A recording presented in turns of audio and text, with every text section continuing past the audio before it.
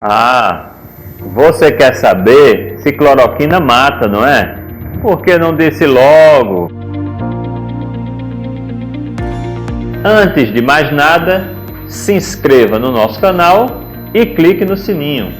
Lembre-se, para você enviar mensagens, comentários ou se inscrever, você precisa estar logado no YouTube. E a nossa enquete de hoje: você acha que o lockdown realmente funciona? Responda sim ou não, coloque nos comentários.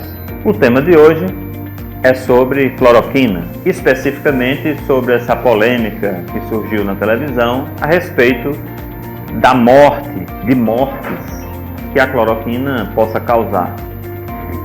Antes de entrar no assunto, que é o objetivo do nosso tema, nós vamos parar um pouco e pensar em duas situações diferentes. A primeira situação, quando uma pessoa se apresenta com sinais de apendicite aguda e grave.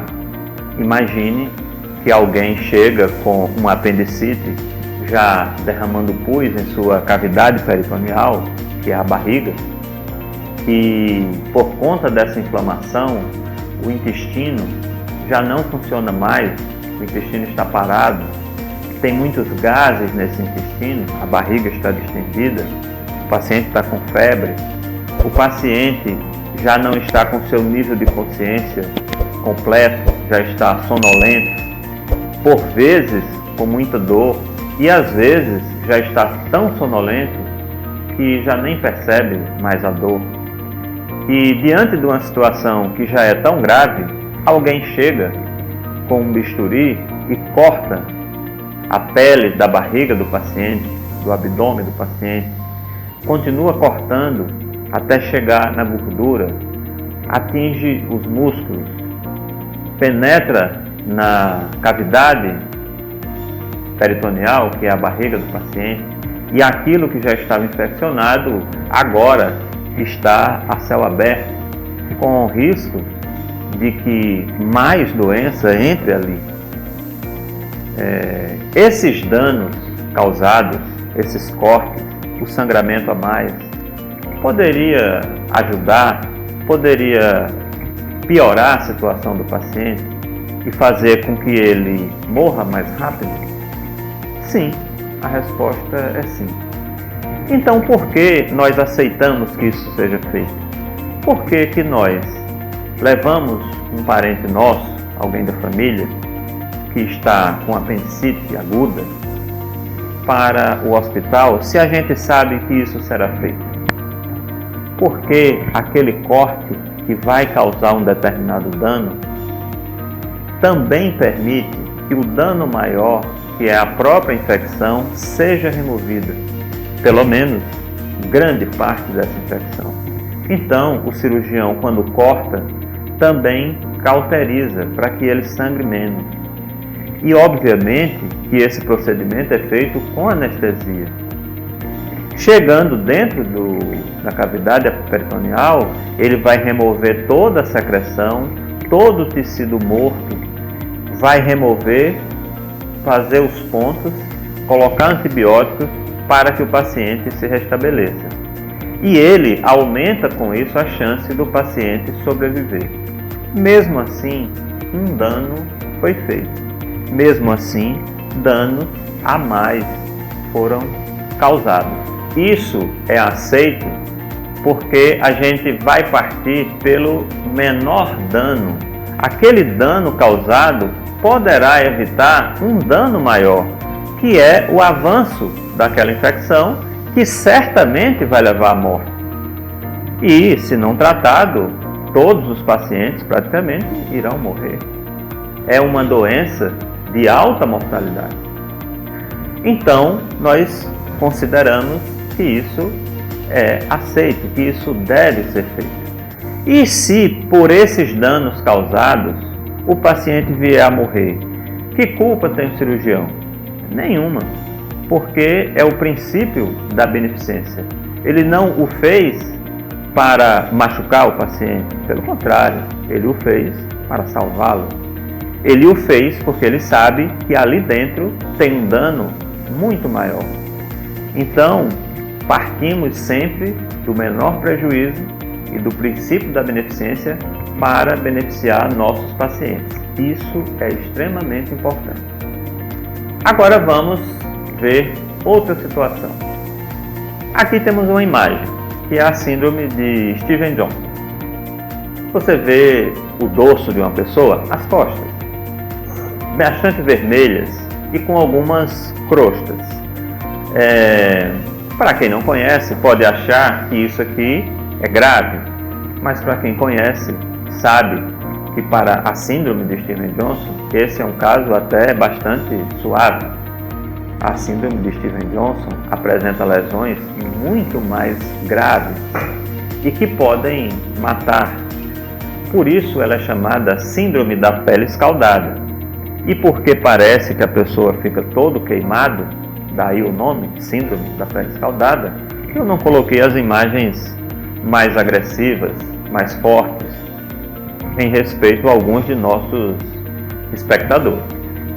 Entretanto, sim, essa doença ela é causada por medicações e é uma morte muito dolorosa. A pessoa fica realmente como uma pessoa toda queimada, não consegue se encostar em nada porque toda a pele está coberta de bolhas, as bolhas rompem e aquele tecido sai, a pele fica, como dizemos popularmente, em carne viva, e a morte ocorre por desidratação e porque outros germes, outras doenças entram ali e matam o paciente.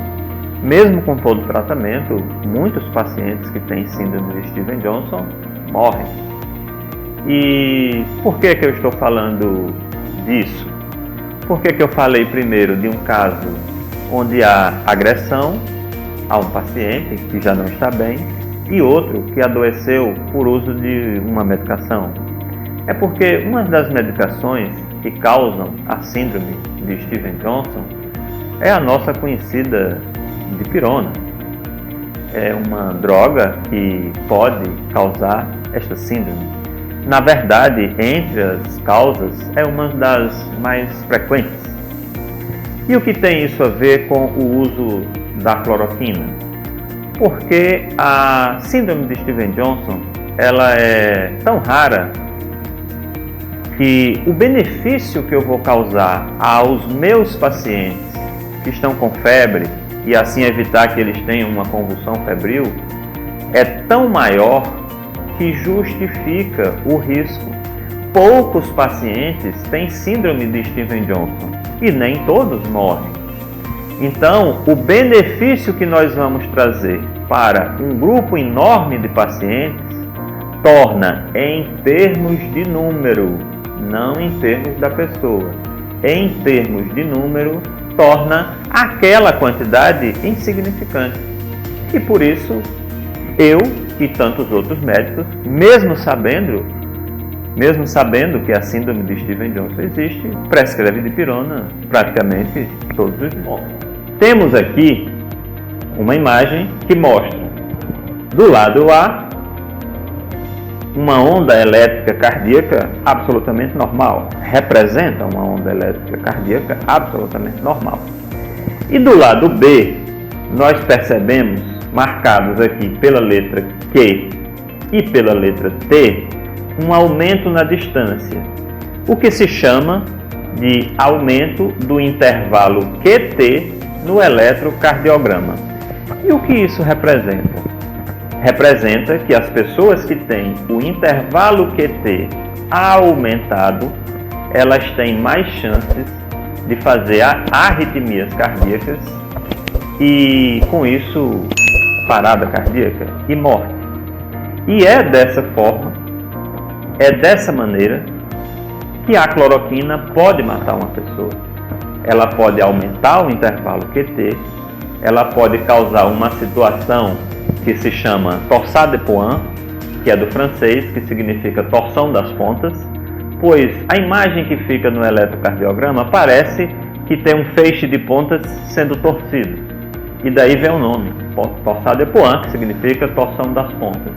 Dessa torsade de Points nós podemos ter a fibrilação atrial e, finalmente, parada cardíaca e morte. E por que a cloroquina é tão utilizada há tantos anos? Porque a cloroquina, até pouco tempo, era comprada sem receita.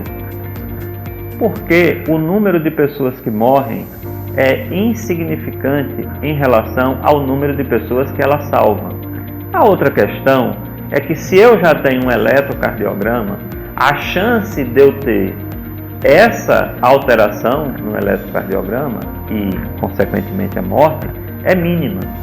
Então, a gente pode sim utilizar com segurança. Afinal de contas, quando se fala de Covid, não se fala que são muitas mortes. A gente não vê dizer na televisão que todo dia morrem 4.000 pessoas. E já vimos também que a cloroquina reduziu, em alguns estudos, 50% das mortes. Imagine que 4.000 pessoas morrem por dia e poderiam ser apenas 2.000, que ainda é muito, e que uma pessoa morreu pelo uso dela. Eu lhe pergunto, do ponto de vista numérico, não compensa? Afinal, eu não estou dizendo que aquela morte não tem importância. Claro, poderia ser eu. Eu tive um primo que usou cloroquina e fez arritmia. Mas eu tenho certeza, ele também é médico e tem um canal, o nome dele é Fabiano Timbó, que ele também trata de medicina. Eu tenho certeza que, quando necessário, ele irá prescrever cloroquina para os pacientes dele, assim como eu. Quando eu adoeci, eu procurei comprar cloroquina, mas não encontrei. A medicação não se encontra mais, está difícil de se encontrar.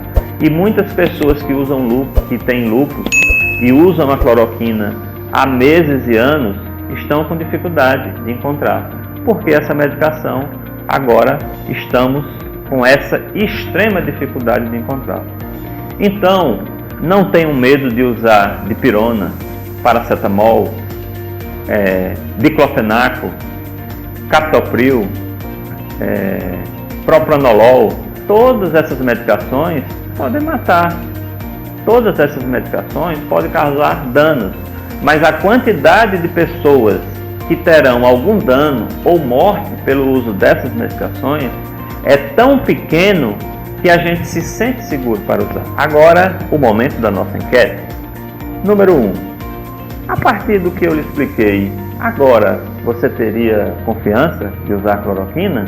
Ou o medo que foi colocado na televisão não deixaria você usar?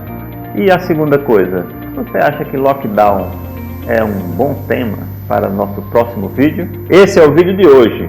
Estamos encerrando por aqui. Deixe seu like, se inscreva no nosso canal, clique no sininho, divulgue o nosso trabalho. E se você gostou, divulgue para 3 amigos. Se você não gostou, divulgue para 11 inimigos.